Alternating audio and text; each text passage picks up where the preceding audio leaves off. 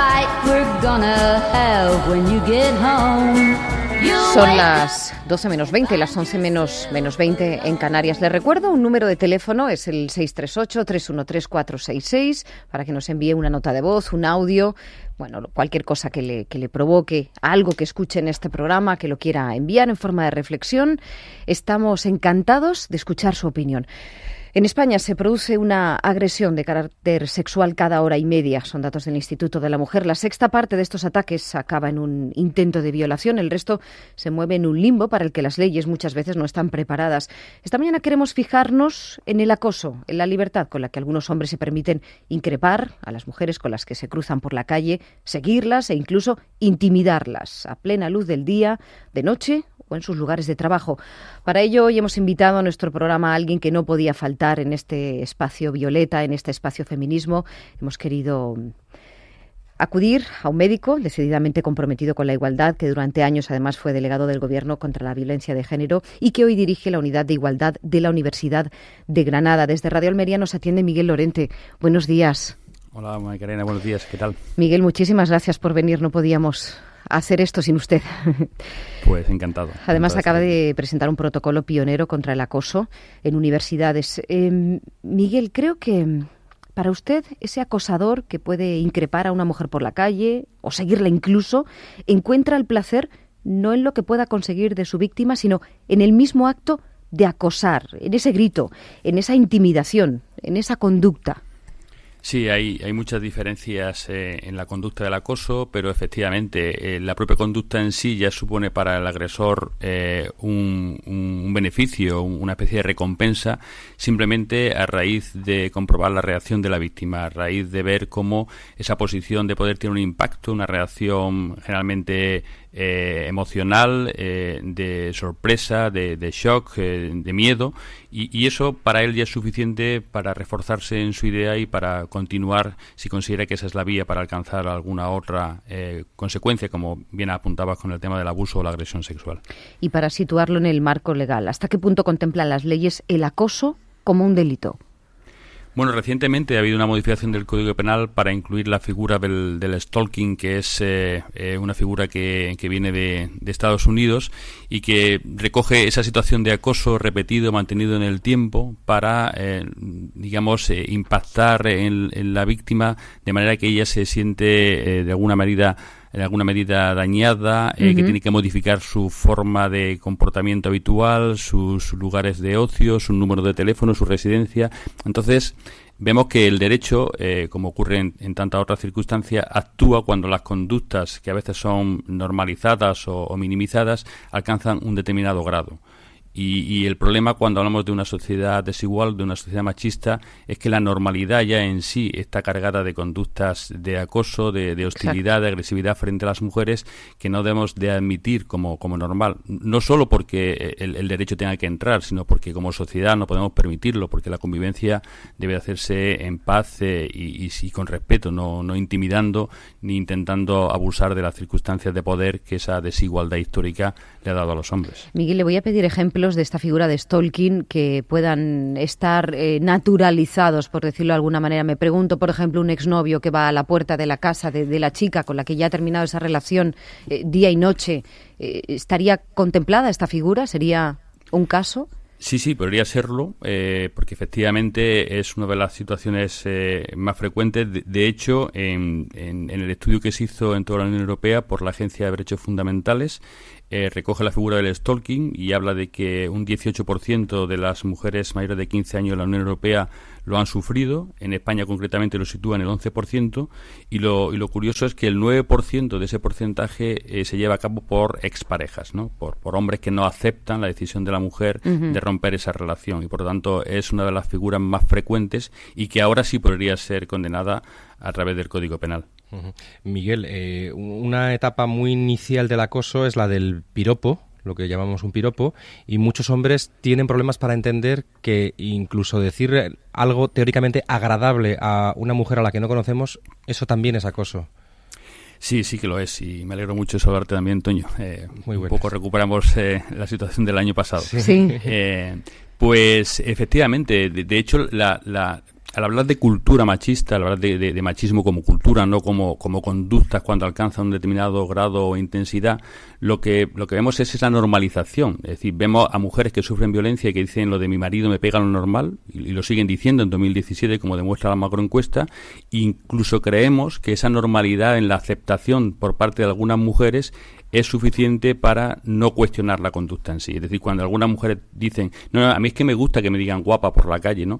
Pues eso es parte de las trampas del machismo, ¿no? Porque el machismo es cultura, no es conducta, ¿no? Y por lo tanto lo que hace es facilitar que incluso esas actitudes pues sean percibidas como positivas por parte de quien las sufre. Entonces debemos de cuestionar, porque el acoso es el hostigamiento, el entrar en el terreno de la intimidad, en el espacio de disfrute de esa persona, con independencia de que el factor que se use sea positivo o sea negativo. Tú no tienes por qué intrometerte en la vida de esa persona para decirle guapa, o mira qué elegante eres, o mira qué bien andas. Eso es ya una intromisión no solicitada. No tenemos derecho a llamar su atención de ninguna manera. Absolutamente, es decir, es tan fácil como respetar, y tenemos que dirigirnos a las personas. No quiere decir que no podamos interaccionar o que tengamos que estar siempre pidiendo permiso con un WhatsApp, pero evidentemente sin intimidar, sin romper ese espacio que tú consideras que es adecuado, pero que estás rompiendo ese espacio de intimidad. Lo vimos hace poco creo que fue en Valencia, donde un chico vio a una chica en un autobús o en un tranvía,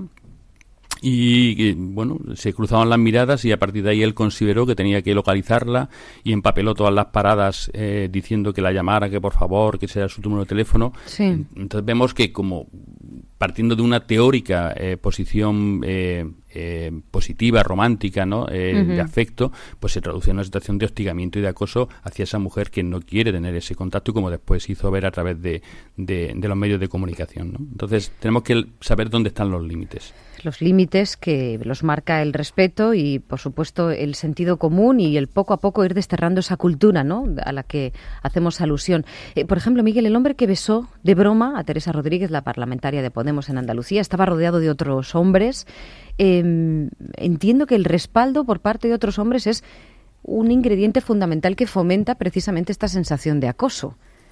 Sí, no hay acoso sin acosador y no hay acosador sin contexto. Es decir, normalizar ese tipo de conducta, hacerlas incluso en público o amparándose en las circunstancias que dan los entornos, como por ejemplo ocurre en la universidad, eso necesita de esa normalidad y de esa aceptación por parte del entorno.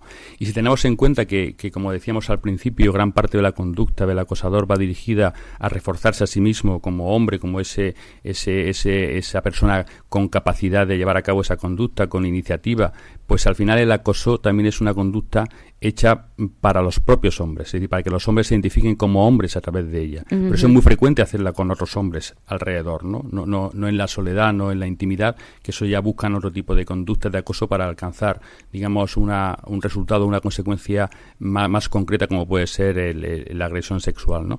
Pero cuando se hace en público va muy dirigida a ese refuerzo de hombre entre hombres, ¿no?, a ser reconocido como tal. Y la conducta que ocurrió con Teresa Rodríguez, pues claramente cuando él hizo el gesto de besarla poniendo incluso la mano, lo que no quería era besarla, porque podría haberlo hecho perfectamente, pero sí quería mostrarse ante los demás que era capaz de hacer ese tipo de conducta. Miguel, como voz autorizada, que bueno, usted lo es para hablar de estos temas con el reposo que requieren y con el análisis que requieren, dada su experiencia y su sentido común, si me lo permite, ¿cómo se le explica a un hombre que todo esto no le beneficia para nada? Que no es una cuestión contra los hombres, sino que es que nos viene bien a todos el ir cambiando estas conductas, el entender que el llamarle a una chica guapa, bueno, es que yo lo he contado aquí esta semana, esto nos ocurre a las mujeres todo el rato, ¿no? Pero hace una semana, ¿no? Pues uno dice guapa por la calle, entonces yo le explico con pedagogía y con mucha educación que no tiene por qué llamarme guapa porque no le he pedido su opinión. Y entonces comienzan los insultos. Claro. Sí, los hombres no cambian porque no quieren cambiar. Pensar que el machismo es una especie de estigma, una especie de imposición involuntaria en los hombres es equivocarnos. Es verdad que nacemos en una cultura machista y que por lo tanto nuestra identidad se desarrolla sobre esas claves y bajo esas referencias. Por eso para no ser machista hay que dejar de ser machista. No basta con decir yo no soy machista, yo no soy maltratador, yo no acoso, yo no digo piropos. Bien, Esas son conductas del machismo que tú no haces, pero luego tienes una forma de entender la realidad que te lleva a ser cómplice con ese machismo y por lo tanto tienes que romper con eso. Los hombres no quieren cambiar, por lo tanto, y no quieren cambiar porque tienen privilegios y porque tienen beneficios y los ven en el día a día, desde los más invisibles o irreconocibles, como por ejemplo recoge los estudios, el barómetro del CIS, de que los hombres, las mujeres dedican un 92% más de tiempo cada día a tareas domésticas, un 26% más de tiempo cada día a cuidado de hijos e hijas, y los hombres tenemos un 34% más de tiempo de ocio cada día, pues asumir la responsabilidad que supone la igualdad implica perder ese privilegio desde lo mínimo hasta lo mayor. Y por lo tanto, como los hombres lo que necesitan es ser muy hombres para tener más privilegios desde esa posición, pues al final no quieren reconocer que eso que llevan a cabo es una conducta de hostigamiento, de acoso, y por lo tanto prefieren verlo como una, digamos, galantería, como una broma, como una cosa sin sentido, antes que reconocer esa conducta agresiva y violenta. Y por lo tanto, cuando se les explica, pues entonces lo que se responde es que tú eres una feminazi, que tú en el fondo lo que estás perdiendo es... Miguel, permítame, usted mismo recibe muchísimas críticas por parte de hombres. Sí, yo... Que es una cosa que yo, bueno, claro, lo de Twitter es que, en fin, sabemos dónde estamos, ¿no? Pero es una cosa que yo no puedo entender y que me escandaliza, ¿no? Como una persona con su trayectoria puede recibir críticas por parte de otro hombre y que no le invite a la reflexión. Claro, pero porque en el fondo estamos cuestionando su estatus y su identidad como hombre. Bueno, pero usted es un hombre y si también lo está cuestionando, ¿no? Digo yo que habrá que escuchar a alguien que tenga una experiencia como la suya. Como un traidor, muchos. Claro. Como un traidor. Sí, de hecho fue lo primero que me dijeron en broma cuando yo empezaba en el año 88 a trabajar sobre estos temas, porque me lo encontré como médico forense en los juzgados, cuando yo le preguntaba a los jueces, a los fiscales sobre estas cuestiones, que veía que no estaba bien legislada la violencia de género, que veía que la respuesta no era adecuada, que incluso veía como la propia justicia cerraba los ojos y prefería archivar el caso, pues se lo preguntaba, empezando a investigar en estos temas, ¿no? Y recuerdo que un día, que siempre tomábamos café un grupo de jueces y fiscales juntos, mayoritariamente éramos solo hombres, no había mujeres fiscales en aquel momento en Jaén, donde yo estaba de médico forense.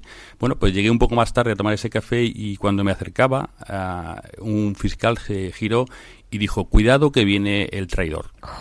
Y claro, todos se echaban a reír. Un fiscal. Sí, claro, bueno, también los jueces y los fiscales están educados en el mismo machismo que totalmente nosotros. Y eso que ocurrió en el 88 ahora existe, pero incluso de una manera más explícita y más beligerante, porque en el fondo los hombres siempre han utilizado un argumento muy sólido para contrarrestar todas las medidas propuestas por el feminismo a favor de la igualdad, ¿no? Y es que era una cuestión de mujeres. Las mujeres querían beneficiarse utilizando instrumentos que no eran capaces de utilizar en igualdad con los hombres. Por lo tanto, querían ventajas y privilegios, que es lo que daban las políticas de igualdad, ¿no? Esa discriminación positiva o esas acciones positivas, ¿no? Entonces, cuando un hombre entra, cuando muchos hombres, no soy el único, cada vez hay más y hay grandes hombres que han trabajado y trabajan en esta materia, cuando los hombres entramos junto con las mujeres, al lado de las mujeres, detrás de las mujeres, nunca delante, pues cuando entramos, ellos pierden el argumento principal, y es que esto no es ya una cuestión de hombres y mujeres, sino una cuestión social, una cuestión de interés común, y por lo tanto se sienten muy, muy desorientados y se muestran muy agresivos porque pierden esa referencia. Luego no incluyen en el grupo de que formamos parte del lobby feminista para enriquecernos a través de subvenciones, para cualquier otra cosa, pero en el fondo han perdido esa referencia objetiva que necesitaban para seguir manteniendo su discurso de que era un ataque contra los hombres. Pues no es un ataque contra los hombres, es a favor de los hombres, que queremos la igualdad, que no queremos privilegios y que queremos compartir tanto nuestras emociones y sentimientos como nuestro espacio y responsabilidades. Miguel Lorente, como siempre quedan muchísimas cosas por tratar, pero le seguimos, le escuchamos. Muchísimas gracias por haberse unido una mañana más a la sintonía de la SER. Pues muchísimas gracias a ti, Macarena, y a la SER, también a Toño, por abordar estos temas, porque hace falta que lo hablemos y además demostrar que no se trata de posiciones beligerantes contra nadie, sino todo lo contrario, es a favor de esa convivencia que hemos comentado, y la única forma de crecer en democracia y de convivir en paz. Miguel Lorente, director de la Unidad de Igualdad de la Universidad de Granada, antiguo delegado del Gobierno contra la violencia de género. Es importante, creo que vamos en la dirección. Yo estoy rodeada de hombres, periodistas, que saben que esto no es una cuestión de mujeres, que el feminismo y los derechos humanos son responsabilidad de todos. Hacemos una pausa informativa y enseguida, bueno, pues recorremos el último tramo de este Hoy por Hoy del jueves de agosto.